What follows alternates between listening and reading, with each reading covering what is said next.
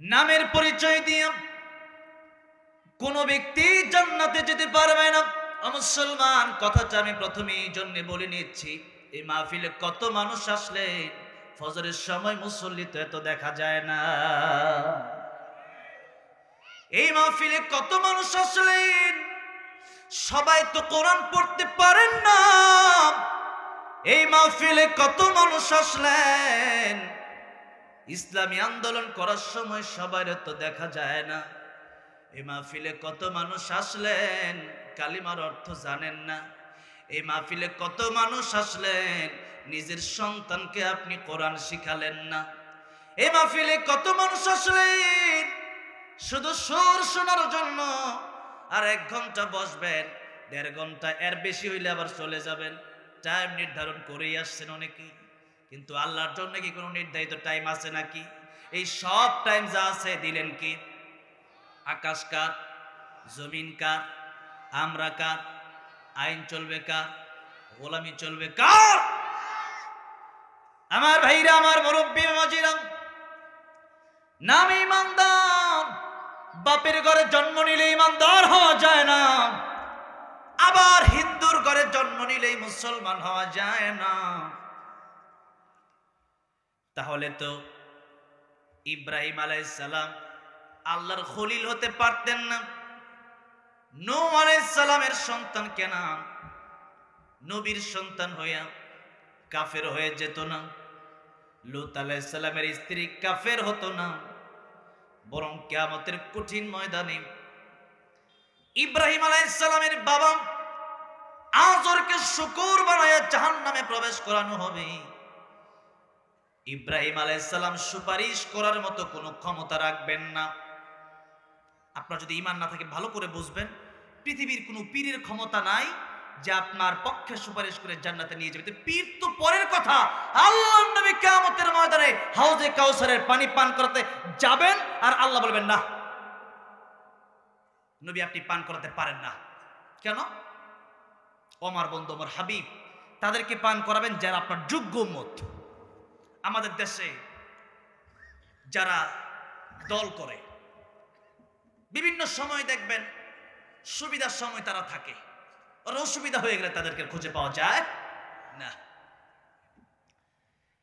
দেশে এতদিন ছিল এক অবস্থা, এখন হয়ে গেছে আরেক অবস্থা। এতদিনের যে অবস্থা, যাদেরকে আমরা দেখেছি এখন তাদেরকে খুঁজেও আর পাওয়া যায় না। এই তো মানুষ, এই তো মুনাফিকের অভাব নাই। আমার দেশে মুনাফিক আজকে ভরে গেছে।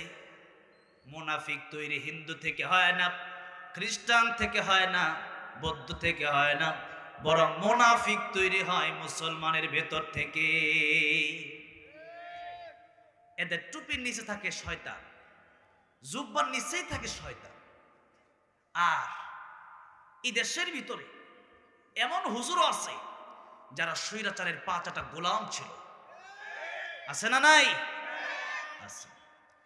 আর যদি তাই না হতো, আপনি বাইতুল মুকাররমের খতিব, আপনার কেন পালানো লাগবে? আপনি কেন পালাবেন? আপনি তো খতিব, আপনি পালাবেন কেন? তার 5টা গোলাম ছেড়ে যদি পালিয়েছেন। না, আমরা কারো 5টা গোলাম হতে চাই না, একজনের গোলামি করব, যতদিন বাঁচবো সেই আল্লাহর গোলামি করব, কোন নেতা খেতার গোলামি আমরা করতে চাই না। ঠিক না বেঠে? রাজি আছেন? কারা কারা দুই হাত আল্লাহর উঠে দেখা। আমার ভাইরা, আমার আল্লাহ কবুল করেন। এই যে আমি এই কথাটা বলতে চাই, আজকে আমরা আমার আল্লাহকে এত ভালোবাসি না যত ভালো আমরা মানুষকে বাসি। কিন্তু আল্লাহ বললেন না, ওয়াল্লাযীনা আমানু আশাদ্দু হুব্বান লিল্লাহ, ঈমানদার যারা সবচেয়ে ভালোবাসবে আমি আল্লাহকে। কাকে ভালোবাসবে? আল্লাহকে। ইব্রাহিম আলাইহিস সালামকে আগুনের ভিতরে ফেলে দেওয়া হবে। পয়গম্বর ইব্রাহিম খলিলুল্লাহ, তার সামনে জিবরাইল আমিন উপস্থিত, এসে বললেন, পয়গম্বর ইব্রাহিম, আপনি আমারে বলে দেন, আমি আপনার আগুন থেকে বাঁচায় দেব। পয়গম্বর ইব্রাহিম বললেন, তুমি কেন আমার আগুন থেকে বাঁচাবা? আমার আল্লাহ কি অন্ধ? আমার আল্লাহ কি চোখে দেখে না? আমার আল্লাহ যদি আমারে দেখেন, আর আমি ইব্রাহিম এই আগুনের ভিতরে যদি পড়ে যাই, নমরুদ যদি আমার আগুনের ভিতরে ফেলে দেয়, আর তাতে যদি আমার আল্লাহ খুশি হয়ে যায়, আমি ইব্রাহিম আমার ওই আল্লাহর ভালোবাসার জন্য, আমার আল্লাহর খুশির জন্য একবার দুইবার নয় 1000 বার আমি আগুনের ভিতরে জ্বলতে রাজি আছি। আল্লাহ বললেন ইয়া নারু কুনি বারদান ওয়া সালামান আলা ইব্রাহিম, ও আগুন আমার ইব্রাহিমের জন্য তুমি আরামদায়ক হয়ে যাও, ঠান্ডা হয়ে যাও, কোল্ড হয়ে যাও। আগুনের ভিতরে ইব্রাহিম আলাইহিস সালাম 40টা দিন ছিলেন। ইব্রাহিম আলাইহিস সালাম পৃথিবী থেকে চলে যাওয়ার পূর্বে পৃথিবীর মানুষের দিকে লক্ষ্য করে বললেন, পৃথিবীর মানুষেরা শোনো, আমি 40টা দিন আগুনের ভিতরে ছিলাম। এই 40 দিনে এত শান্তিতে আমি ছিলাম, এত শান্তির জায়গা পৃথিবীতে আমি আর কোথাও দেখি না। আল্লাহু আকবার। এই জন্য কবি বলেছেন, যে নামে ইব্রাহিমের আগুন হলো পানি, ডাকার মতো ডাকলে আজ সাড়া দেবেন তিনি রে মন, সাড়া দেবেন তিনি। ও মধুর নামটি মিটাই হতাশার জ্বালা, গলেতে পড়ো ও নামের মালা, ও নামের তুলনা হবে না, হবে না, তুলনা নাই নাই নাই, তুলনা নাই নাই নাই।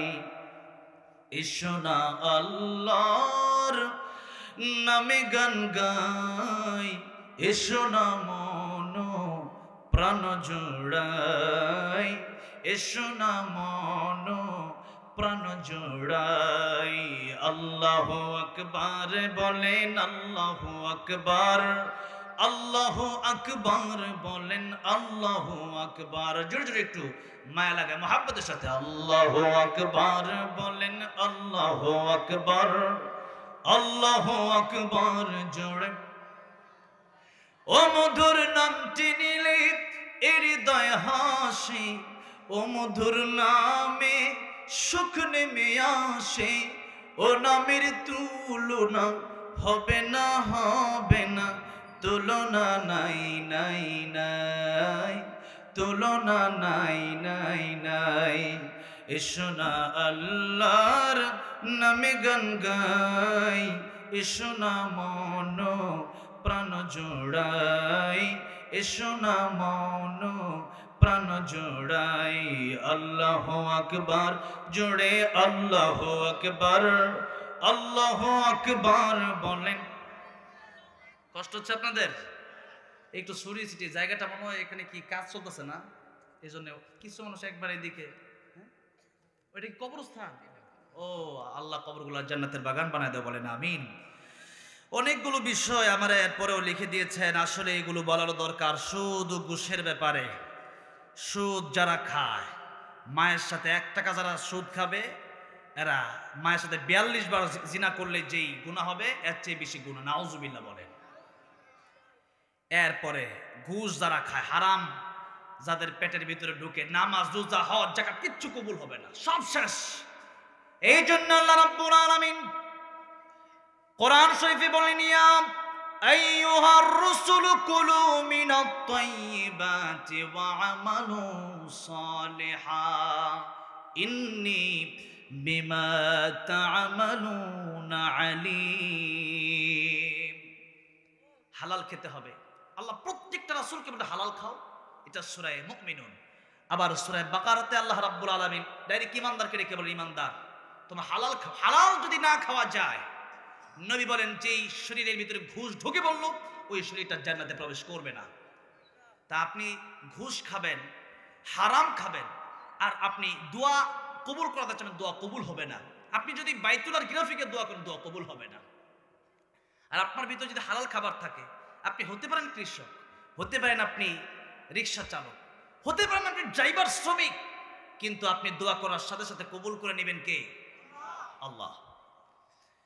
এই হচ্ছে, আরো বলবো ইনশাআল্লাহ, এগুলো একটু একটু বলতেছি আর কি। মেয়েদের পর্দার ব্যাপারে, মেয়েদের পর্দা, ফাতেমা রাদিয়াল্লাহু আনহা মাদের আদর্শ। কে? ফাতেমা রাদিয়াল্লাহু। কেন? তিনি জান্নাতি যুবতীদের সর্দারনি হবেন। তা আমাদের আদর্শ জান্নাতি যুবতীদের সর্দারনি হবে নাকি গায়িকা নায়িকারা হবে? কারা হবে? জান্নাতি যুবতীদের সর্দারনি কে? ফাতিমাতু সাইয়্যিদাতু নিসাই আহলিল জান্নাহ। ফাতেমা রাদিয়াল্লাহু আনহা মৃত্যুর আগে হযরত আলী রাদিয়াল্লাহু আনহু ওনার স্বামীকে বললেন, স্বামী আমার কয়েকটা ওসিয়ত আপনারে করে যাই, আমার মৃত্যুর পরে আমার লাশটা আপনি অন্ধকারে দাফন করবেন, আমার লাশের কাপড়ের উপর আরেকটা মোটা কাপড় আপনি পেঁচায় দিবেন, অল্প সংখ্যক লোক নিয়ে আপনি আমার জানাজা শেষ করে আমার দাফন করে দিবেন। কেন? আমার লাশটা যেন, লাশের উপর আমি কতটুকু লম্বা কতটুকু খাটো, আমি আমার এই বিষয়টা যেন, দৃশ্যটা যেন কোনো মানুষ না দেখে। আর আমাদের মহিলারা কি তা চায় নাকি? আজকে এই যে মাহফিলগুলো হচ্ছে, আমি তো এই যে মাহফিলগুলো করি, মাঝে মধ্যে দেখা যায় রাস্তাঘাটে মহিলাদের যে ভিড়, পুরুষ আর মহিলা ধাক্কা খায় মাহফিল এসে, হয় কি হয় না? আমার মা, আমার বোনেরা, আপনারা, রাসূল সাল্লাল্লাহু আলাইহি সাল্লাম বলেছেন নারীরা বেশি জাহান্নামে যাবে। নারীরা দুইটা গুনাহ বেশি করে। একটা গুনার নাম হচ্ছে গীবত। কি জানো? তার জামাইটা এটা করছে, অমুক লোক এটা করছে, দুইজন বসলেই দেখবেন অমুকের বিরুদ্ধে তমুকের বিরুদ্ধে শুধু গীবত, পরনিন্দা। আছে না নাই? মারাত্মক ভয়ঙ্কর গুনাহ। গীবতের গুনাহ কত মারাত্মক! সূরা হুজুরাত আল্লাহ বললেন, ওয়ালা ইয়াগতাব বা'দুকুম বা'দান আইয়ুহিব্বু আহাদুকুম আন ইয়াকুলা লাহমা আখিহি মাইতান ফাকারিহতুম। তোমরা কি এমনটা কেউ পছন্দ, তোমরা একজন আরেকজনের ব্যাপারে গীবত করবা না? আর তোমরা কেমনটা কেউ পছন্দ করো যা তোমরা তোমাদের মৃত ভাইয়ের কাঁচা গোশত খাবে? আচ্ছা বলেন তো, কেউ কিরকম খায় নাকি? একজন মানুষ মরে গেছে, সে আপনার ভাই, আপনি তার শরীর থেকে তার গোশতটা কেটে আপনি খেতে কি পারেন? এটা কত মারাত্মক জঘন্য অপরাধ সমাজে। মানুষ দেখলে বলবে পাগল, তাড়াতাড়ি সরো এটা, ঠিক না ঠিক? আল্লাহ বলেন আইয়ুহিব্বু আহাদুকুম, তোমরা কি, তোমাদের মধ্যে এমন কেউ আছে যে আইয়ুহিব্বু, তোমরা কি এমন কেউ পছন্দ করো এটা যে একজন আর একজনের কাঁচা গোশত খাবে? লাহমা আখি, তোমাদের ভাইয়ের গোশত তোমরা চাবায় চাবায় খাবে? নাউজুবিল্লাহ বলেন। এমন কি কেউ আছে? কেউ তো নাই। আল্লাহ এটাই বোঝাতে চাইলেন, না নাই। তাহলে তোমরা যখন গীবত করো তখন একজন আরেকজনের ভাইয়ের কাঁচা গোশত খাওয়া হয়। নাউজুবিল্লাহ বলেন। এবার আসছেন আরো ভয়ঙ্কর তথ্য আপনাদেরকে শোনায় দেই। ও মা বোনেরা, আমার প্রাণের ভাইরা, আজকে শুধু বাংলাদেশ নয়, তামাম পৃথিবীতে গীবতের সরাসরি হয়ে গেছে। শুধু ঢাকায় নয়, শুধু ঠাকুরগাঁয়ে নয়, বাংলাদেশের পাড়ায় পাড়ায়, চার মহলে মহলে, হোটেলে হোটেলে, বাজারে ঘাটে গীবতের আড্ডা আছে না নাই? গীবত, গীবতটা কারে বলে আমরা বুঝি না। আমার ড্রাইভার একজন, এই ড্রাইভার না, এটা তো আজকে যে ড্রাইভার আছে ওটা দিনাজপুরের ড্রাইভার, আমার ঢাকার যে ড্রাইভার, ওর ড্রাইভার আমার জিজ্ঞেস করলো যে হুজুর আপনি তো গীবতেরও আজকের কথা বলি, একজন মানুষ আসলেই চুরি করছে, এটা কি গীবত হবে নাকি? মনে করেন একজনে মদ খাইতেছে, আমি কইলাম দেখছো রে মদ খাইতেছে, অথবা একজন সিগারেটে টান দিছে, তো এটা দেখার পরে আমি আরেকজনকে গিয়ে তার অগোচরে বললাম লোকটা না নেশাখোর, পরে একটা গাঞ্জাখোর। এই যে কথাটা বললাম, এই যে কথাটা, এটা বলতেছে আমার যে লোকটা আসলেই খারাপ, ওর বিরুদ্ধে বললে কি গীবত হবে নাকি? দেখেন রাসূল কি বললেন। সাহাবায়ে কেরাম জিজ্ঞেস করেন, ইয়া রাসূলুল্লাহ, এই গীবত, একজন চুরি করছে, ডাকাতি করছে, জেনা করছে, মদ পান করছে, তার বিরুদ্ধে আমি আরেকজনের কাছে গিয়ে বললাম, এটা গীবত হবে? রাসূল বলেন হ্যাঁ এটাই গীবত। গীবত হচ্ছে আরবি শব্দ, যার বাংলা অর্থ হচ্ছে পরনিন্দা। বাংলা অর্থ কি? পরনিন্দা। এখন এই গীবতের ব্যাপারে নবী বললেন, গীবত যদি কেউ করো, শুনে রাখো দুইটা ক্ষতি তোমাদের হবে। এই দুইটা ক্ষতি বোঝাইতে গিয়ে আরেকজন আল্লাহর ওলির কথা আমি টানবো। সুফিয়ান সাউরি রহমতুল্লাহ, তিনি একজন বড় ইমাম ছিলেন। তিনি তার খাদেমকে বললেন, ও খাদেম, অমুক পাড়ায় যাবা, কিছু স্বর্ণ মুদ্রা, খাবার দাবার তোমার দিয়ে দিলাম, এগুলো তার দিয়ে হাদিয়ে দিয়ে আসো। তো খাদেম বললেন, ইমাম সাহেব শোনেন, যারে আপনি টাকা পয়সাগুলো দিচ্ছেন, এই লোকটা তো আপনার বিরুদ্ধে প্রতিনিয়ত বদনাম করে। এবার সুফিয়ান সাহেব রহমতুল্লাহ বললেন, খাদেম শোনো, আমার বিরুদ্ধে বদনাম বলে, আমার বিরুদ্ধে পরনিন্দা করে, এই জন্যই তারে দিছি, কারণ ও আমার যত বড় উপকার করে আমার বাপ মাও তত বড় উপকার করে না। সূরা আবাসে আল্লাহ বললেন, ইয়াউমা ইয়াফিরুল মারউ মিন আখিহি ওয়া উম্মিহি ওয়া আবিহি। কিয়ামতের ময়দানে মা সন্তানের জন্য কাজে আসবে না, বাবা সন্তানের জন্য কাজে আসবে না, ভাই বোনের জন্য কাজে আসবে না, বোন ভাইয়ের জন্য কাজে আসবে না। একটা নেকির জন্য মায়ের কাছে দৌড়াবে, মা একটা নেকি দিবে না, বলবে আমার বিয়ে হয় না, সন্তান আসবে কোন জায়গা থেকে? এমন কঠিন অবস্থায় যে ব্যক্তি আমার বিরুদ্ধে বদনাম বলল, ওই ব্যক্তি আমার উপকার এমন উপকার করবে যে উপকার আমার মা আমার বাবাও কিয়ামতের ময়দানে আমার জন্য করবে না। উপকারটা কি এবার শুনেন। সুফিয়ান সাউরি রাহমাতুল্লাহ বললেন, নবীর কথাটাই নবী হাদিস শরীফের ভিতরে বললেন, গীবত করলে দুইটা ক্ষতি।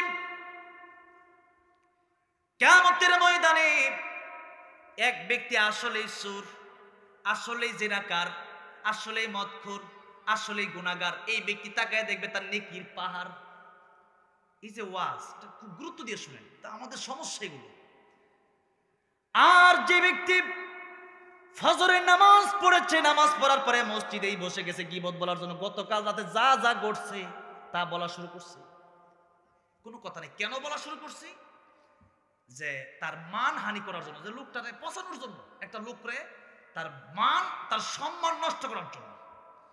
এই কাজগুলো একটা মানুষকে ছোট করার জন্য। এই যে ফজরের নামাজ পড়লেন, গীবত করলেন, তাহলে আপনি ফজরের নামাজ পড়বেন না, দরকার নাই।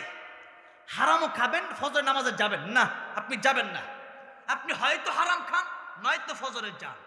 আপনি হয়তো হারাম খান, নয়তো আপনি কাবায় যান।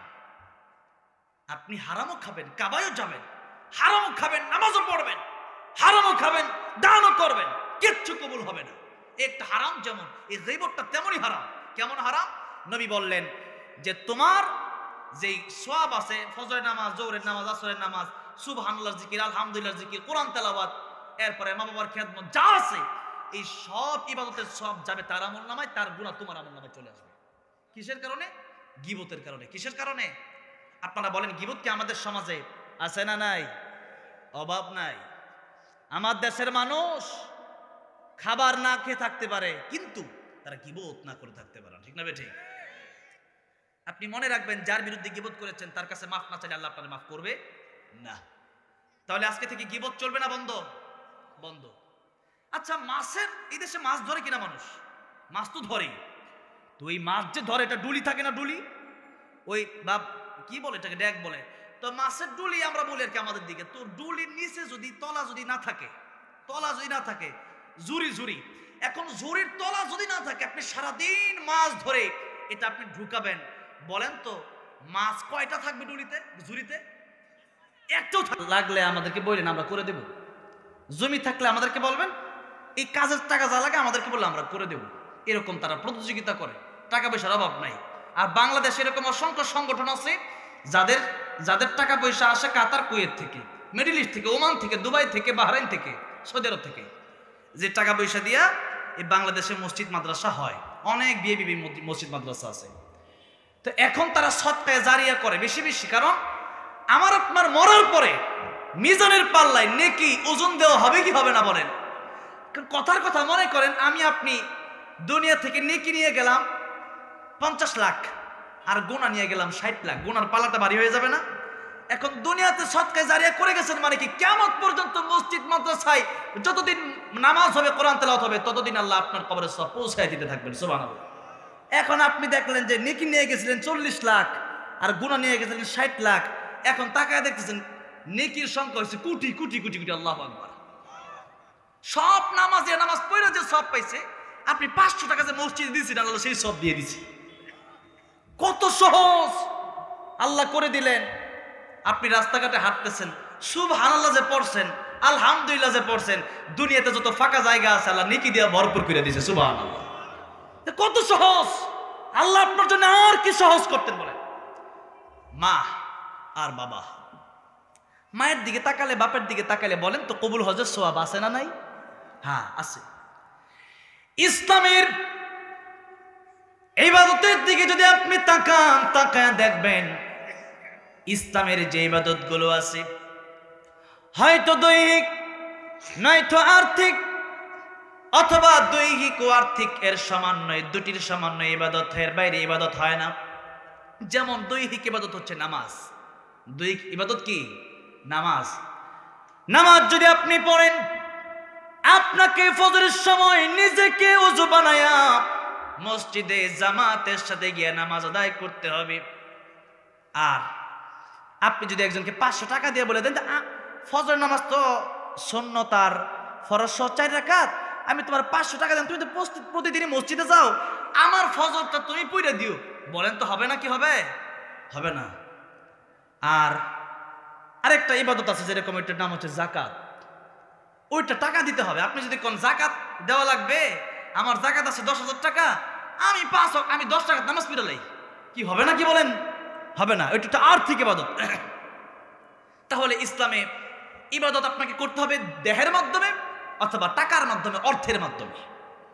এখন আপনি এমন কিছু ইবাদত আছে যে ইবাদতের মধ্যে দেহ এবং অর্থ দুইটাই লাগে, উভয়টার সমন্বয়ে এই ইবাদত হয়। এরকম একটা ইবাদতের নাম হলো হজ। এই নবী বলেছেন এই হজের ব্যাপারে, আল হাজ্জু ওয়াল আজ্জু, হজ হলো কষ্টকর। আমি এবার যাওয়ার নিয়ত করেছি, টাকা পয়সা জমা দিয়েছি, আল্লাহ যেন যাওয়ার তৌফিক দেন, বলেন আমি।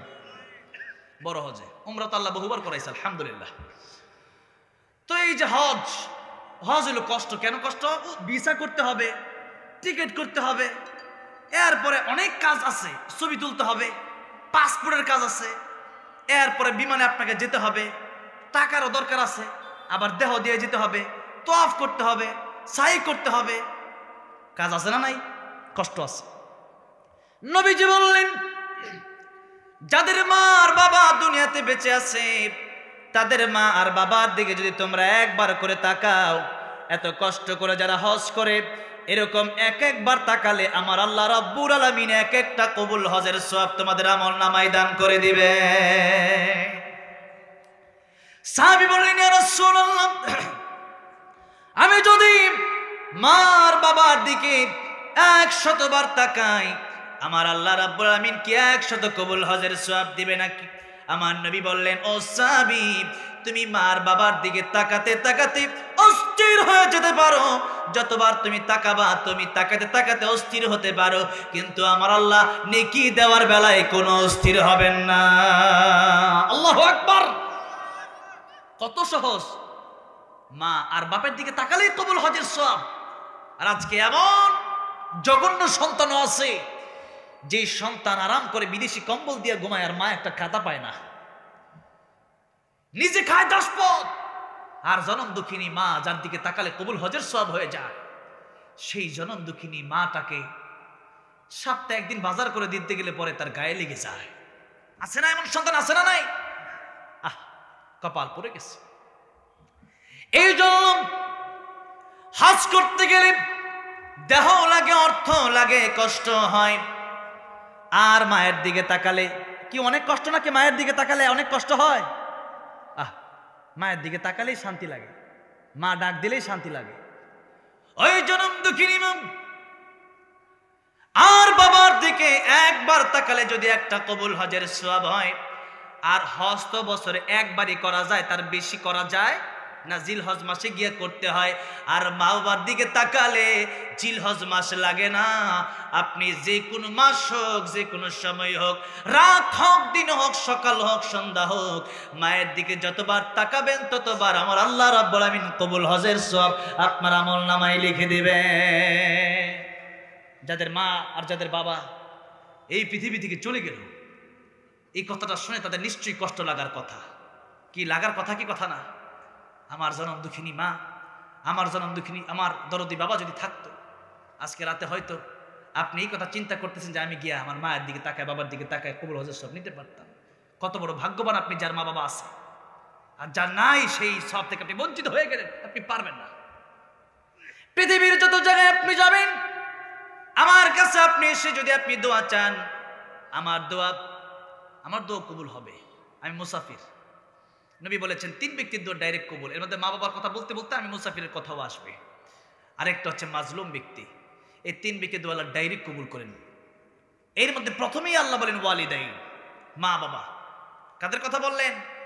মা বাবার কথা। সেই জনম দুঃখিনী মা আর বাবা। আমরা আজকে স্ত্রীকে যতটা ভালোবাসি মাকে এতটা ভালোবাসতে পারি না। বিবিতে পরে দেখবেন স্ত্রী চলে যাবে, মা যাবে না, নাকি বলেন? স্ত্রী চলে যাওয়ার সম্ভাবনা আছে না নাই? মা কি চলে যাওয়ার সম্ভাবনা আছে? আমার ভাইরা, আমার মুরব্বি ওজিরা, এই জন্য দুনিয়াতে আল্লাহ রাব্বুল আলামিন আমাদের জন্য কাজগুলো বড় সহজ করে দিলেন। দুনিয়াতে 60-70 বছরের জিন্দেগি আল্লাহ রাব্বুল আলামিন বড় কঠিন করেন নাই, বরং সহজ করে দিয়েছেন। তবে জান্নাত কামানোর জন্য একটু কষ্ট হবেই হবে। জান্নাত কামানোর জন্য একটু কষ্ট করতেই হবে। কারণ আপনি দেখেন, এই দুনিয়াতে একটা বাড়ি করার জন্য 5 কাঠা জায়গা কেনার জন্য মানুষ কত কষ্ট করে। আর জান্নাতটা কত বড়! সর্বশেষ যে ব্যক্তিরা জান্নাতে যাবে তার ব্যাপারে হাদিস শরীফের ভিতরে এসেছে, ওই ব্যক্তি জাহান্নামে জ্বলতে জ্বলতে কত কোটি বছর জ্বলবে এটা আমরা জানি, এটা আল্লাহ ভালো জানে। ওই ব্যক্তি জাহান্নামের আগুনে জ্বলতে জ্বলতে আঙ্গার হয়ে যাবে, কালো ছাই হয়ে যাবে। এরপরে আল্লাহকে ডাকবে, আল্লাহ আমার বাঁচাও বাঁচাও বাঁচাও বাঁচাও। আল্লাহ তাকে জাহান্নামের মাঝখান থেকে এনে জান্নাতের কর্নারে দিবেন। এই ব্যক্তি এতেই খুশি হয়ে যাবে, জান্নাতের মাঝখানে আগুন থেকে জান্নাতের কর্নারে এসেও আমি খুশি। একটু পর আল্লাহকে ডাক দেবেন, আল্লাহ তোমার কাছে আমি একটা জিনিস চাই, আমারে কি একবারে জাহান্নাম থেকে বের করে দেওয়া যায় না? আল্লাহ বলবেন যে হ্যাঁ, মুসনাদে আহমদ হাদিসটা এসেছে। আল্লাহ বলবেন হ্যাঁ, তোমাকে বের করে দেওয়া যায়, তবে এটাই কি তোমার আবদার? এটাই তোমার শেষ আবদার? আর কিচ্ছু চাওয়া যাবে না। বান্দা বলে, আল্লাহ এটাই আমার আবদার, আবদারটা আপনি রাখেন। আল্লাহ বলেন ঠিক আছে, জাহান্নাম থেকে বের করে দিলাম। জান্নাত আর জাহান্নামের মাঝখানে জায়গার নাম হচ্ছে আরাফ। কি আরাফ? কোরআন শরীফে সূরা আরাফ আছে না নাই? আছে। এই ব্যক্তিরে কি বলবে আল্লাহ চালাম, জান্নাতে যাওয়ার মতো ইবাদত আমার হয়তো নাই, না কামল হয়তো আমার নাই। আয় আল্লাহ রাব্বুল আলামিন, জান্নাতে আমি থাকতেও চাই না, কিন্তু দয়া করে মেহেরবানি করে তুমি কি আমার জান্নাতে একটা নজর তুমি দেখাতে পারো না? জান্নাতের ভিতরে একটা নজর আমি দেখে আবার চলে আসবো। সুবহানাল্লাহ জোরে বলেন। একটা নজর দেখবো, আবার বের হয়ে যাবে। আল্লাহর সাথে কি কথা বলতেছে দেখেন। এবার লোকটাকে আল্লাহ বললেন, মাঝখানে অনেক লম্বা ঘটনা, একটু সংক্ষিপ্ত করে বলতেছি আর কি, একটু বোঝানোর জন্য। দেখেন জান্নাত কত বড় নিয়ামত। আল্লাহ বললেন ঠিক আছে, তোমার আবদার আমি আল্লাহ মঞ্জুর করে নিলাম। বান্দারে, তোমাকে আমি আল্লাহ জান্নাত দেখার সুযোগ দিলাম, তবে দেখবা আবার বের হয়ে যাবা। বান্দা ঠিক আছে আল্লাহ, দেখবো যে, তাই তো খুশি, জাহান্নাম থেকে বের হয়েছে তাই খুশি। এবার আল্লাহ বলেন ঠিক আছে, জান্নাতের ভিতরে তোমার যাওয়ার সুযোগ দিলাম। জান্নাতের ভিতরে যাওয়ার সুযোগ দেওয়ার পরে এই বান্দা এতক্ষণ বলছে আল্লাহ জান্নাতে যাওয়ার পরে আবার বের হয়ে যাব, কিন্তু এবার বলতেছে আল্লাহ জান্নাতে আসছি, এখন আমি বের হব না। সুবহানাল্লাহ জোরে কোন, এত আসতে বলেন, একটু জোরে কোন সুবহানাল্লাহ। আল্লাহ বলেন বান্দারে, তুমি না ওয়াদা করেছিলে জান্নাতে তোমার দেওয়ার পরে আবার তুমি জান্নাত থেকে বের হয়ে যাবে, বের হয়ে যাও। এবার বান্দা ডেকে বলে আল্লাহ আমি বড় না তুমি বড়? আল্লাহকে আমি বড়। কয় আল্লাহ আমার ওয়াদা বড় না তোমার ওয়াদা? আল্লাহকে আমার ওয়াদাই তো বড়। আল্লাহ আমি তো গুনাহগার, দুনিয়াতে এত গুনাহ করছি যার কারণে সবচেয়ে বেশি জাহান্নামে ইমানদারদের ভিতরে আমি জ্বললাম। আল্লাহ তো এখন জীবনে কত ওয়াদাই তো ভঙ্গ করছি, আল্লাহ তুমি তো ওয়াদা কোনোদিন ভঙ্গ করো না। আল্লাহ কয় না, আমার ওয়াদা কোনোদিন ভঙ্গ হয় নাই। সুবহানাল্লাহ বলেন। কথাটা হচ্ছে কি হাদিস শরীফের কথাই বলি। এবার বন্ধুরে কি বলছেন আল্লাহ তাআলা, তুমি না কোরআন শরীফে ওয়াদা করেছিলে খালিদিনা ফিহা আবাদা, জান্নাতে যারা আসবে তারা অনন্তকালের জন্য আসবে, আর তাদেরকে তুমি কোনোদিন জান্নাত থেকে বের করে দিবা না। এটা কোরআন শরীফের আয়াত, তুমি না বলছিলা? এবার আল্লাহ বলবেন হ্যাঁ এটা আমি ওয়াদা করেছিলাম বান্দারে। এই যে ওয়াজ মাহফিল শুনতেছেন, কথা তো আল্লাহর সাথে বলতে পারবেন, কমপক্ষে এতটুকু বলতে পারবেন। এবার বলে বান্দা আল্লাহ তাআলা আমি যে জান্নাতের ভিতরে এসেছি, আমি ওয়াদা ভঙ্গ করতে করতে আমি এসেছি। আয় আল্লাহ ওয়াদা ভঙ্গ করার কারণেই তো জাহান্নামের আগুনে আমি জ্বললাম। আয় আল্লাহ রাব্বুল আলামিন, আজকে ওয়াদা ভঙ্গ একটা করলে কিছু হবে না, কিন্তু তোমার ওয়াদা ভঙ্গ করলে তো তোমার সম্মান ঠিক থাকবে না। সুবহানাল্লাহ। আমার আল্লাহ রাব্বুল আলামিন খুশি হয়ে গেলেন। এই হাদিসকে হাসির হাদিস বলা হয়। আমার আল্লাহ বান্দার কথা শুনে আমার আল্লাহ নিজেই হাসবে। আমার আল্লাহ নিজেই সেদিন হাসবেন যে বান্দা কয় কি, বান্দা বলে কি, যে আল্লাহ আমি তো কত ওয়াদা করছি, ওটা তো ভঙ্গ করে এই পর্যন্ত আসছি। আল্লাহ তোমার ওয়াদা তুমি কোনোদিন ভঙ্গ করো নাই, আজকে তোমার ওয়াদা তুমি রাখবা না, আমার ওয়াদা আমি রাখবো। আমার ওয়াদা আমি রাখতে গেলে তোমার ওয়াদা ভঙ্গ হবে, আর তোমার ওয়াদা রাখতে গেলে আমার ওয়াদা ভঙ্গ হবে। আল্লাহ কাটা ঠিক থাকবে, তুমি বলো আল্লাহ আমারটাই ঠিক থাকবে, আল্লাহ আমারটাই ঠিক থাকবে। আল্লাহ রাব্বুল আলামিন তাহলে কি জান্নাতের বারান্দায় একটু জায়গা আমারে দেওয়া যায়? জান্নাতে আমারে মনে করেন বসার জন্য যতটুকু জায়গা, এখানে বসে থাকবে, অল্প একটু জায়গা দেওয়া যায় না?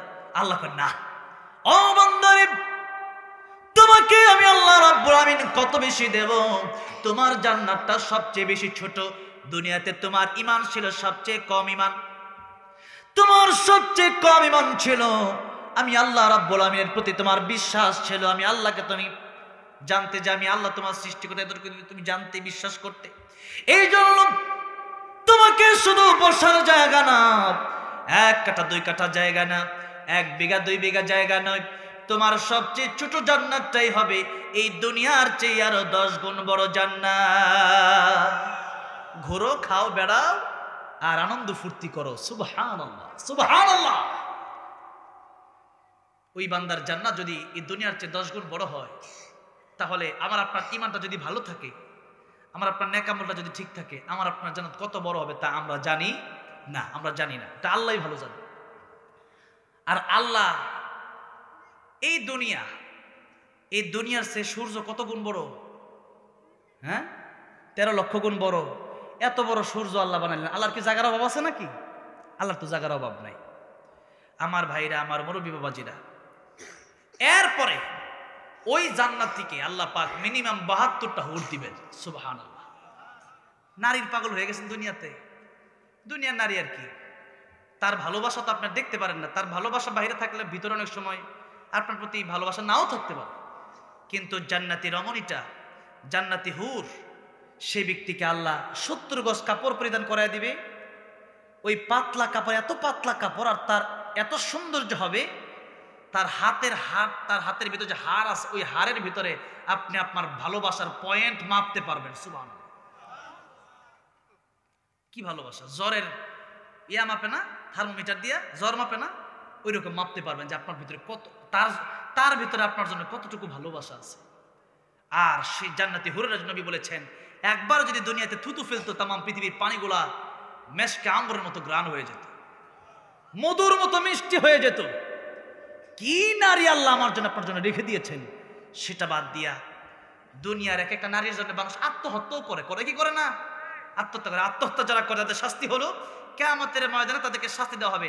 যে ব্যক্তি গলায় পোঁচ দিয়া মরছে, এর আল্লাহ একটা ছুরি দিবে কিয়ামতের ময়দানে, এর মরবে আবার জীবিত, মরবে আবার, এরকম শাস্তি তার চলতেই থাকবে, নাউযুবিল্লাহ বলে। আর যে ব্যক্তি বিষ পান করে মরল, তার হাতে বিষ দিয়ে দেওয়া হবে। এত শখ তোর বিষ খাওয়ার, খা তুই জনমের বিষ খা।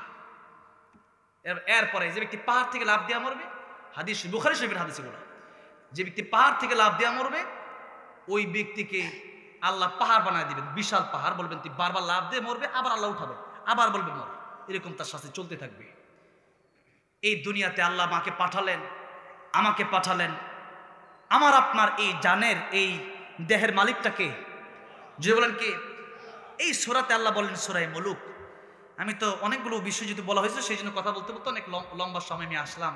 আমি জানি আপনাদের কষ্ট হচ্ছে, আমারও কষ্ট হচ্ছে, তবে একটু ধৈর্য ধরে কি আল্লাহর জন্য সময় দেওয়া যায় না? যাও একটু জোরে কোন তো আল্লাহু আকবার। আলহামদুলিল্লাহ। মানুষ তো অন্য মাহফিলগুলো থেকে চলে যায়, আজকে দিয়ে মানুষ এই রাতের রাত 12টায় আসতেছে, বলি আলহামদুলিল্লাহ। আমার ভাইরা, আমার মুরব্বী বাবাজিরা, সূরা মুলুক থেকে অল্প সময় শুধু তরজমা করে দেব। আমার ভাইরা, আমার মুরব্বী বাবাজিরা, সূরা মুলুক, মুলুক মানে হচ্ছে ক্ষমতা। মুলুক মানে কি? মুলুক মানে মালিক। মুলুক মানে কি? মালিক। মালিক আল্লাহ, আমরা গোলাম, আমরা তার কি? গোলাম। আর মালিক কে? আল্লাহ। আল্লাহ রাব্বুল আলামিন বলছেন, তাবারাকাল্লাযী বিয়াদিহিল মুলকু ওয়া হুয়া আলা কুল্লি শাইইন قدير মহিমাময় সেই সত্তা যার হাতে গোটা রাজত্ব, তিনি সবকিছুর উপর পরিপূর্ণ শক্তিমান।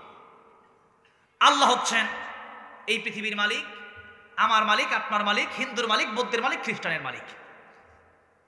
এবার আল্লাহ বললেন সূরা রহমান, ইয়া মাশারাল জিন্নি ওয়াল ইনসি ইন ইসতাতা'তুম আন তানফুযু মিন আকতারিস সামাওয়াতি ওয়াল আরদি ফানফুযু লা তানফুযুনা ইল্লা বিসুলতান। যারা পারেন সবাই পড়েন, ফাবিআইয়ি আলাই রাব্বিকুমা তুকাযযিবান। আল্লাহ তাআলা বললেন, আমি তোমাদের মালিক, তোমরা আমার গোলাম। গোলাম যা ইচ্ছা তাই করতে পারে না। একটা কোম্পানির মালিক তার কর্মচারীদেরকে যা বলবে সেটা তার শুনে থাকতে হবে, তাহলে তার বেতন আছে, আর নাইলে তার বেতন নাই। মালিক যেটা বলবে ওইটাই আইন, মালিক যেটা বলবে ওটাই নীতি। আর আমার আল্লাহর আইন হচ্ছে আল্লাহর কোরআন। কি? আল্লাহর কোরআন। এটা হচ্ছে মালিকের আইন, এখানে সব লিখে দেওয়া আছে। আমরা আল্লাহর কোরআনের আইন মানতে চাই কি চাই না? আল্লাহর কোরআনের আইন যদি আজ থেকে আরো 16 বছর আগে চালু হতো দেশে, ব্রিটিশের আইন যদি বাদ দেওয়া হতো, যেমন সারিকু সারিকাতু ফাকতাউ আইদিয়াহুমা, এই কোরআন শরীফে আয়াতটা আছে না? না, আপনারা কি বলেন? আয়াতের কথা হলো, চোর ছেলে হোক মেয়ে হোক তার হাত কেটে দাও। নবী বলেন, আমার মেয়ে ফাতিমা যদি চুরি করে, আমি আরবে ফাতিমার হাতটাও মানুষের সামনে কেটে দেব। সুবহানাল্লাহ! কি বিচার! এরকম বিচার যদি আমার দেশে কায়েম করা হয়, কি বলেন? মানুষ কি দিল্লি যাওয়ার সময় কি স্বৈরাচাররা কি কোটি কোটি টাকা কি জনগণের টাকা কি চুরি করে নিয়ে যেতে পারতো নাকি? এই সমাজ, এই কোরআনের সমাজ কায়েম করেন, স্বৈরাচার থাকবে না, চোর টাকা দেশ থেকে পালিয়ে যেতে বাধ্য হবে। ঠিক না বেঠে? আল্লাহর কোরআন আইন চালু করেন। এদেশে ব্রিটিশের আইন চালু করে আপনি শান্তি চাইবেন, ওয়াল্লাহি বিল্লাহি তাআলা, আল্লাহর কসম একবার, আল্লাহর কসম দুইবার, আল্লাহর কসম তিনবার, এই দেশে শান্তি আসবে না, আসতে পারে না, আসবে না, গ্যারান্টি লিখে নেন আপনি। আপনি কোরআনের আইন আপনি চান না।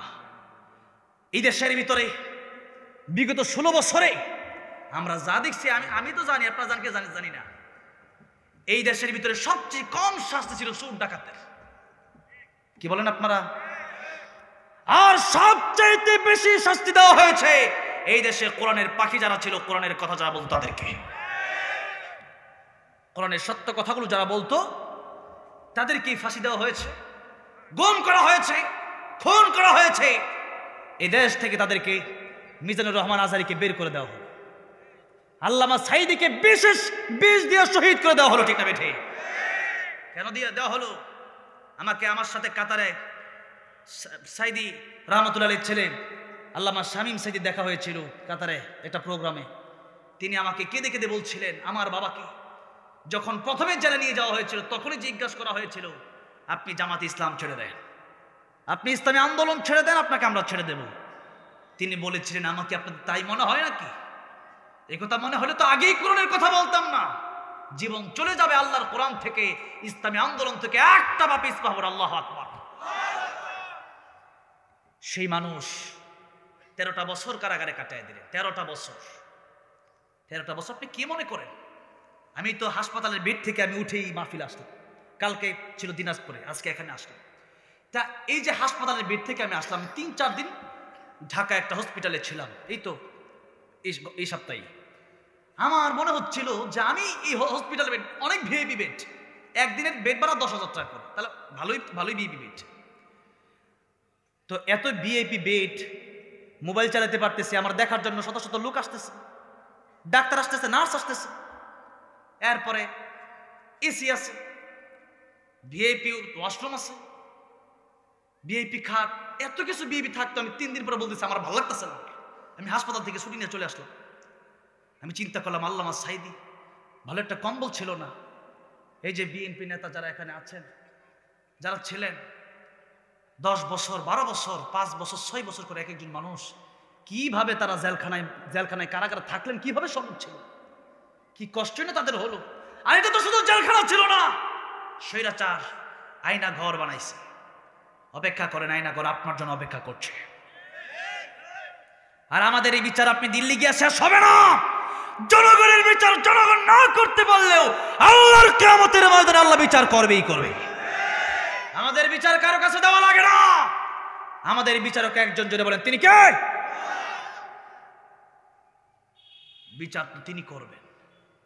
জনগণের টাকা মাইরা এরপর দিল্লি গিয়ে বসে থাকবা, আর দেশের ভিতরে ইসকন নামক এই সন্ত্রাসী জঙ্গিবাদী দিয়া এই দেশের ভিতরে দাঙ্গা হাঙ্গা লাগাবে। তাদের কাজ তারা করতেছে, এগুলো আপনারা বুঝতেছেন না তো, তারা করতেছে।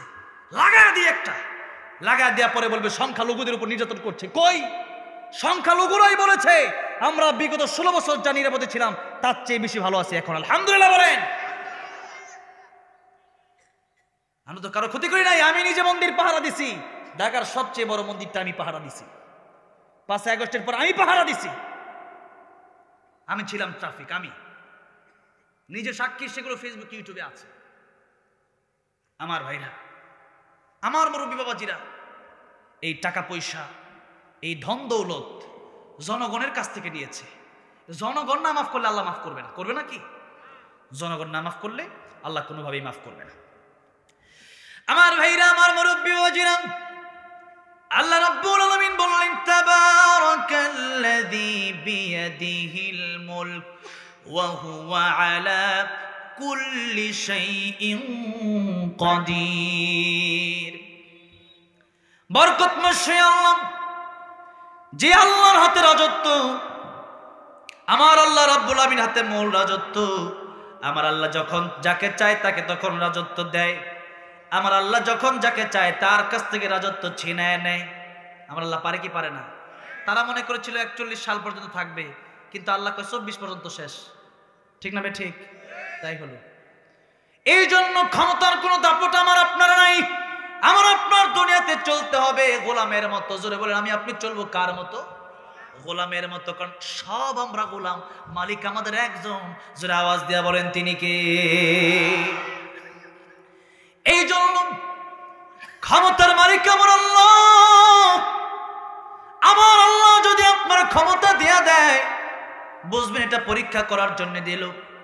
এই ক্ষমতা ফেরাউনেরও ছিল, নমরুদেরও ছিল, কিন্তু ফেরাউন রে আল্লাহ মারলো পানিতে ডুবাইয়া, নমরুদ রে আল্লাহ মারলো জুতার বাড়ি দিয়া, মশা, ল্যাংরা মশা দিয়া। ঠিক না বে ঠিক? বড় কোনো বাহিনী লাগে নাই।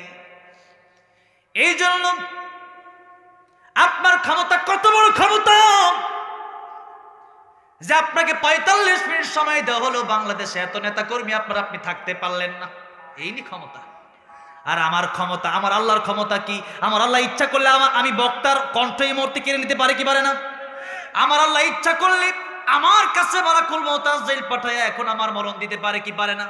কত শ্রোতা এই মাহফিলে ওয়াজ শুনতে শুনতেই মারা গেল, এরকম ঘটনা আছে না নাই? ফিরোজ শাহ গান গাচ্ছিল, 1 মিনিটের নাই ভরসা, সঙ্গ হবে রং তামাশা, বন্ধু দম ফুরাইলে বন্ধু চক্ষু বুঝিলে। মিরপুর শহীদ বুদ্ধিজীবীতে আমাকে দাওয়াত করা হলো, আমি সেখানে গেলাম। মাগরিবের পর আমার বয়ান, আসরের পর চিন্তা করলাম বুদ্ধিজীবীর কবরগুলো জিয়ারত করে যাই। জিয়ারত করতে করতে একেবারে একটা মাথায় এসে দেখলাম একটা টাইলসে লেখা আছে ফিরোজ শাহ। আমার মনে পড়ে গেল এই শিল্পী তো গান গাইতে গাইতে স্টেজে মরে গেল। ভিতরে হাত দিল, দেখলো আর গান গাইতে পারবে না। সেই গান গাচ্ছিল 1 মিনিটের নাই ভরসা সাঙ্গ, এই গান গাইতে গাইতে সেই স্টেজে মরে গেল। মাইক পড়ে গেল, বুকে হাত দিয়ে দেখে ইঞ্জিন নাই। আর ইঞ্জিন না থাকলে ডাব্বার কোনো দাম নাই। ভিতরে ইঞ্জিন, রুহু না থাকুক আমি প্রধান বক্তা থাকবো না, রুহু না থাকুক উনি সভাপতি থাকবে না, রুহু না থাকুক ইমাম থাকবে না, রুহু না থাকুক প্রধানমন্ত্রী থাকবে না, রুহু না থাকুক ডক্টর ইউনূস জায়গায় আরেকজন বসতে হবে, রুহু না থাকুক মন্ত্রিত্ব থাকবে না, রুহু না থাকুক চেয়ারম্যানই থাকবে না, মেম্বরই থাকবে না, রুহু না থাকুক আমি নাই। রুহু নাই মানে কি? আমি নাই। ইন্তেকাল শব্দের অর্থ কি জানেন আপনারা? ইন্তেকাল শব্দের অর্থ হলো এক জায়গা থেকে আরেক জায়গায় যাওয়া। এক জায়গা থেকে আরেক জায়গায় যাওয়া, এটা হচ্ছে ইন্তেকাল শব্দের অর্থ। এই যে ইন্তেকাল, মানুষ মৃত্যুর পরে এই কথাটাই বলে। মানুষ মৃত্যুর পরে এলান দিয়ে দেয় একটি সুখ সংবাদ, অমুক আব্দুর রহমান ইন্তেকাল করিয়াছেন, ইন্না লিল্লাহি ওয়া ইন্না ইলাইহি রাজিউন। তা আব্দুর রহমান ইন্তেকাল করছে মানে মানে ভিতরে ছিল আব্দুর রহমান, খালি ডাব্বা আব্দুর রহমান না, আব্দুর রহমান মূলত ভিতরে, মূলত কোন জায়গায়? এই জন্য আল্লাহ রাব্বুল আলামিন বলেন ইল্লা মান আতাল্লাহা বিকলবিন সালিম। এই দেহ আমি আল্লাহর কাছে কাজে আসবে না, কার অন্তরটা ভালো এটা আল্লাহর কাছে কাজে আসবে। কি কাজে আসবে? যার অন্তরটা ভালো ওইটাই কাজে আসবে। এই জন্য অন্তরটারে ভালো করেন। অন্তরটা যদি ভালো না হয় তাহলে কিন্তু আমি আপনি বিপদে পড়ে যাব। আল্লাহ রাব্বুল আলামিন বলছেন, বান্দারে তোমার ক্ষমতা আমি আল্লাহ যে কোনো সময় তোমার মৃত্যু দিয়ে কিনে দিতে পারি। এই জন্য দ্বিতীয় আয়াতে আল্লাহ রাব্বুল আলামিন বললেন, আল্লাযী খালাকাল মাউতা ওয়াল হায়াতা লিয়াবলুয়াকুম আইয়ুকুম আহসানু আমালা। আল্লাহ বললেন মৌতের মালিক আমি, হায়াতের মালিক আমি। আল্লাহ আগে মরণের কথা বললেন, লম্বা চড়া তাফসীরগুলো। আমি শুধু তাবারাকা নিয়ে যদি কথা বলি তাহলে কয়েক ঘন্টা চলে যাবে, কিন্তু সেই ধৈর্য আপনাদের হবে না। আমি এখনই শেষ করে দিব, তর্জমা করে দিচ্ছি। দেখেন মৌত আর হায়াত, আল্লাহ কোনটা আগে বললেন? মৌত। এই আয়াতের ব্যাখ্যায় সূরা বাকারায় আরেকটা আয়াত বলেই আমি তর্জমা শেষ করছি। আল্লাহ রাব্বুল আলামিন বললেন, কাইফা তাকফুরুনা বিল্লাহি ওয়া কুনতুম আমওয়াতান ফাআহইয়াকুম সুম্মা ইউমীতুকুম সুম্মা ইউহয়ীকুম সুম্মা ইলাইহি তুরজাউন। মানুষ আল্লাহর সাথে কিভাবে নাফরমানি করে, অথচ মানুষ ছিল জিরো। আমি আল্লাহ মানুষকে বানালাম।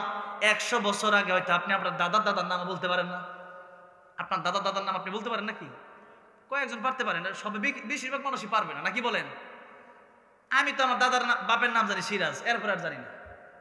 আমার বাপের নাম হেদায়েতুল্লাহ, আমার দাদার নাম ফজলুল হক, আর আমার দাদার বাপের নাম হলো সিরাজ, এতটুকু জানি, এরপর জানি না। তা আপনারা হয়তো এরকমই বেশিরভাগ হবেন, নাকি বলেন? 2, 3, 4, 5 পুরুষ পরে নামই জানেন না। আপনারা এক সময় আসবে 100-150 বছর পরে আপনার নামও মানুষ জানবে না, ঠিক না? ঠিক বলেন? এরকমই দুনিয়া। আল্লাহ রাব্বুল আলামিন বললেন মানুষ কিভাবে আল্লাহর সাথে নাফরমানি করে, অথচ আল্লাহ রাব্বুল আলামিন বললেন তারা ছিল মৃত। আমওয়াতা, আমওয়াতা মৌত, এই যে আমওয়াতা বিমওতা মৌত, মানুষ ছিল মৃত। এরপরে আমি আল্লাহ তার ভিতরে রুহু দিলাম। রুহু দেওয়ার সাথে সাথে মায়ের পেটের ভিতরে তার নাড়াচাড়া শুরু হয়ে গেল। এরপরে পৃথিবীতে আসলো, হাত আছে কিন্তু হাতে শক্তি নাই, পা আছে চলতে পারে না, চোখ আছে কিন্তু সে কি দেখতেছে তা বুঝে না, কান আছে কিন্তু কান দিয়েছে কি শুনতেছে বুঝে না, তার ভিতরে আকল নাই, বিবেক নাই। এরপরে আল্লাহ এগুলো সম্পূর্ণ আলোচনা আল্লাহ কোরআনে ডাইরেক্ট আয়াত বাই আয়াত করেছেন, তাফসীরুল কোরআন বিল কোরআনে আছে। এরপরে আল্লাহ দিলেন চলার ক্ষমতা, আল্লাহ দিলেন বলার ক্ষমতা। এখন এইবার বলার ক্ষমতা পায়, চলার ক্ষমতা পাইয়া আল্লাহর নাম জপে না, খালি বাপের নাম জপে। আল্লাহ বলে, বান্দারে কেমনে পারলি তুই, কেমনে পারলি, কেমনে সম্ভব হইল? আমি আল্লাহ না তোরে মুখ দিলাম, কথা বলার ক্ষমতা আমি আল্লাহ দিলাম, চলার ক্ষমতা আমি আল্লাহ দিলাম। কেন আমারও বুঝলে গেছ, দুনিয়ার সব বুঝলি আমারও বুঝলি না, তুই নিমু খারাপ, তুই নাফরমান, কেমনে সম্ভব? আল্লাহ বলেন কাইফা, কাইফা হালুকা, কেমন আছেন? আল্লাহ কয় কাইফা, কেমনে সম্ভব? কাইফা তাকফুরুনা বিল্লাহ, কেমনে সম্ভব? মানুষ আল্লাহর সাথে নাফরমানি করে কেমনে? তো আল্লাহ না তারে বানাইছে, আল্লাহ না তারে কথা বলার শক্তি দিল, আল্লাহ না তারে চলার ক্ষমতা দিল, আল্লাহ না তারে বলার ক্ষমতা দিল। এবার আল্লাহ বলেন মানুষ তুমি ছিলে মৃত, রুহু দিলাম আমি, হয়ে গেলা জীবিত। ফাহায়াকুম, আল্লাহ এরপরে বলেন সুম্মা ইউমীতুকুম, আবার হবা মৃত, সুম্মা ইউহয়ীকুম, আবার বানাবে জীবিত। এরপরে তোমাদের জীবনের কর্ম ফল নিয়ে আমার কাছে তোমাদের আসতেই হবে। এবার আসেন আল্লাহ রাব্বুল আলামিন বললেন, আল্লাহ রাব্বুল আলামিন বললেন মাউতা ওয়াল হায়াতা, আগে আমি আল্লাহ মরণ সৃষ্টি করলাম, পরে জীবন সৃষ্টি করলাম। এর দুইটা ব্যাখ্যা সংক্ষিপ্ত। একটা ব্যাখ্যা হইল যে আমরা আগে মৃত ছিলাম, এখন জীবিত, তার মানে প্রথমে মরণ। আরেকটা ব্যাখ্যা হইল আমরা কবরে যাব, আগে মরবো, আর এই হায়াত, এই জিন্দেগি আসল জিন্দেগি না, আমাদের যে কবরের পরে জিন্দেগিটা শুরু হবে এটা হলো আসল জিন্দেগি। এই জন্য আল্লাহ বলেন ওয়াল হায়াতা, আগে মউত, আগে মরবা, এরপরে যে জীবনটা শুরু হবে এটা আসল জীবন। এই জীবন আসল জীবন না। এই জন্য আল্লাহ এই কথাটা বলেন, আগে মরণের কথা বললেন, পরে হায়াতের কথা বললেন। এবার আসেন আল্লাহ বলেন বান্দারে এই সময় দিলাম তোমার পরীক্ষা করার জন্য, পরীক্ষায় পাস করবা কেমনে? কোরআনে যা আছে তা তোমরা মেনে নাও, পরীক্ষায় তোমরা পাস হয়ে যাবা। কোরআনে যা আদেশ আছে তা মানো, নিষেধ যা আছে তা ছেড়ে দাও, নবীর আদর্শ মানো, তোমাদের জীবন কামিয়াব হবে। ফামান যুহজিহা আনিন নারি ওয়া উদখিলাল জান্নাতা ফাকাদ ফাজ, জাহান্নাম থেকে বেঁচে যদি কিয়ামতের ময়দানে পরীক্ষায় পাস করে জান্নাতে যেতে পারো তুমি সবচেয়ে বড় সফল কাম। বলেন সুবহানাল্লাহ। আল্লাহ রাব্বুল আলামিন আমাদেরকে এই জীবনে আল্লাহর সাথে সুন্দর ব্যবহার, আল্লাহর ইবাদত বন্দেগী করে, আল্লাহর গোলামি করে, গোলামের মতো। আল্লাহ বলবেন ইয়া আইয়াতুন নাফসুল মুতমাইন্না ইরজিই ইলা রাব্বিকি রাদিয়াতাম মারদিয়া ফাদখুলি ফি ইবাদি। আব্দুল মানে গোলাম, আব্দুল মানে বান্দা। আল্লাহ বলবেন যারা আজকে গোলাম তারাই জান্নাতে যাবে। সুবহানাল্লাহ।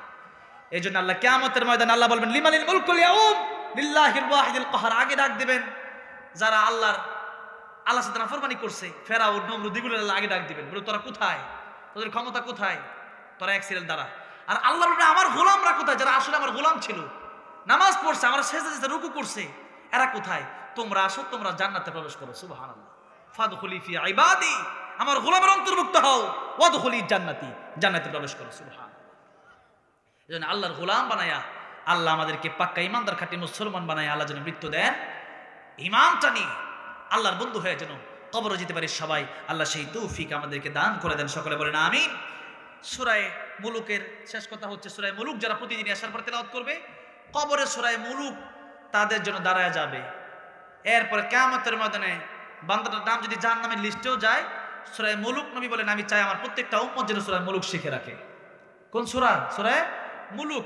এই সূরা মুলুকটা আপনারা পড়বেন, যারা মুখস্থ পারেন না দেখে দেখে, মাত্র 30টা আয়াত দেখে দেখে পড়বেন, তাহলে আপনার কবরে সূরা মুলুক দাঁড়ায় যাবে। কিয়ামতের ময়দানে সূরা মুলুক আল্লাহর সাথে জেরা করবে, আল্লাহ তারা জান্নাতে যাও না আমার অস্বীকার করো। প্রতি রাতে সে আমারে ভুলে নাই, আজকে কিয়ামতে তারা আমি ভুলবো না, আজকে সেই সূরা মুলুক পড়েছে, এই জন্য তারা তুমি জান্নাতে না দেওয়ার আগ পর্যন্ত আমি তার পিছন ছাড়তেছি না। আল্লাহু আকবার। আল্লাহ বলবেন কোরআন তুই সত্য, তোর সুপারিশ আমি আল্লাহ ফেরত দিব না। বান্দার নামটা যদিও জাহান্নামের লিস্টে ছিল, প্রতিটা রাত্রে সে তোরে স্মরণ করছে, আজকে তুই তারা স্মরণ করছ। ও কোরআন তুই তো আমার কালাম, তোর সুপারিশ মঞ্জুর করে আজকে বান্দাটাকে আমি জান্নাতের মেহমান বানিয়ে দিলাম। পড়বেন তো সূরা মুলুক প্রতিদিন, প্রতি রাতে আসার পরে সূরা মুলুক তিলাওয়াত করে এরপরে ঘুমায় যাবেন ইনশাআল্লাহ। এরপরে আমাকে 2টা গজল গর্জনে বলা হয়েছে, একটা হলো ও মদিনার মাটিরে বলছে একটু বলেন, আরেকটা বলছে আল্লামা সাইদি রহমতুল্লাহ আলাইহিকে নিয়ে আমি একটি সঙ্গীত লিখেছিলাম, ওইটাও বলার জন্য বলছে। এরপরে আরেকটা দায়িত্ব দিয়ে দিয়েছে, ভালো কাজ করছেন যে জায়গা মতো দিচ্ছেন, আরেকটু পরে দিলে একটু বিপদ হইতো। মাদ্রাসা মসজিদ আমি বলেছিলাম মানুষের মৃত্যুর পরে মানুষের সব আমল বন্ধ হয়ে যাবে, 3টা বাকি থাকবে। এর মধ্যে একটা হলো সদকায়ে জারিয়া, একটা হলো উত্তম কথা, যে আপনি একজন মানুষকে নামাজের কথা বললেন, সে নামাজ পড়লো, আপনি মানুষকে একটা হাদিস শিক্ষা দিলেন। এরপরে 3 নাম্বার হচ্ছে আপনি একটা নেককার সন্তান রেখে যাবেন, এটা হচ্ছে 3 নাম্বার। নেককার সন্তান রেখে গেলে এই সন্তান দোয়া করলে আল্লাহ কবুল করে নেবে, সন্তানের ইবাদতগুলো আল্লাহ আপনার কবরে পৌঁছায় দিবেন। তো প্রথমেই হলো নবী বলেন সাদাকাতুন জারিয়াতুন, সদকায়ে জারিয়া। সদকায়ে জারিয়া মানে মসজিদ হবে, মাদ্রাসা হবে, বা মসজিদে যত কাজের টাকা পয়সা লাগে এগুলো আপনারা দিবেন, এখানে নামাজ হবে, নামাজের সবগুলো আপনারা পাবেন, যেগুলো জারি থাকে এটাকে বলে সদকায়ে জারিয়া। জারিয়া মানে জারি, আপনি মরে যাবেন কিন্তু এই ইবাদতটা ঠিকই জারি থাকবে, এই আমলটা আপনার সাথে থাকবে। এই আমলের জন্য 30 জন লোক আমি কমপক্ষে, যেটা কি মাদ্রাসা মসজিদ উভয়টার জন্যই কালেকশনটা, মাদ্রাসা মসজিদ উভয়ের জন্যই, মানে মাদ্রাসা এবং মসজিদ 2টার জন্যই, মানে একটা হলো আল্লাহর ঘর, একটা হলো নবীর ঘর। এই আল্লাহর ঘরকে আমরা ভালোবাসি কি বাসি না? নবীর হাউজে কাউসারের পানি কিয়ামতের ময়দানে পান করতে চাই কি চাই না? নবীর সাথে জান্নাতে যেতে চাই কি চাই না? কারা কারা একটা হাত তুলি তো, লিল্লাহি তাকবীর, লিল্লাহি তাকবীর, আল কোরআনের আলো, লিল্লাহি তাকবীর। হাত নামান, আল্লাহ কবুল করুন, বলেন আমিন।